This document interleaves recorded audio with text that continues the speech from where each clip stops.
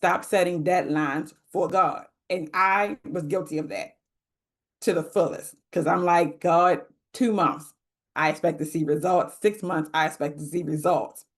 And you know what's funny about that is that it's not funny, but it was an eye opener for me because I set deadlines because when I started teaching, and I was like, okay, God, I want to move out of my parents' house. So I was teaching, I was in the school system, I was teaching, but I wanted to move out of my parents' house. And I gave myself a deadline. And I said, in 6 months, I want to be out of my parents' house and have my own place. And in 6 months, it happened. In 6 months, I moved out of my parents' house because I started teaching. I saved up my money. And in 6 months, I moved out. So ever since then, it's that deadline worked for me because I was putting a plan in action. I was saving, I was doing everything that I needed to do in order to prepare myself for the move.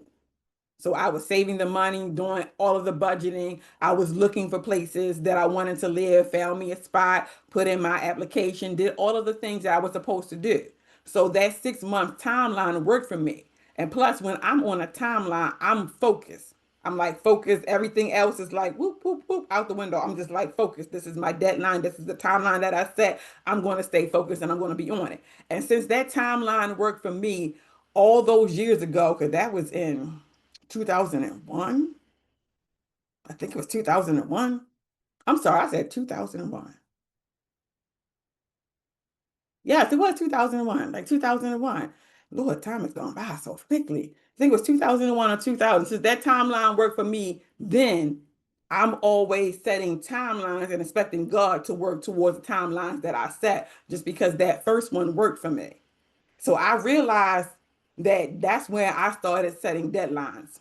That's when I started setting deadlines for God because just because that one worked out, I'm like, oh, from now on, I'm going to sit here and I'm going to do this deadline. I'm going to put this date here and I'm going to expect God to move because He moved again. He moved for me then. So it was going to happen every time.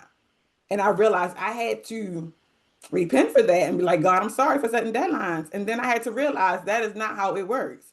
That is not how it works. I was just blessed and highly favored that that situation worked out that way, but that's not how it's supposed to work all the time. And that's not how it's going to work. So I had to realize that. So your second step was to stop setting deadlines for God.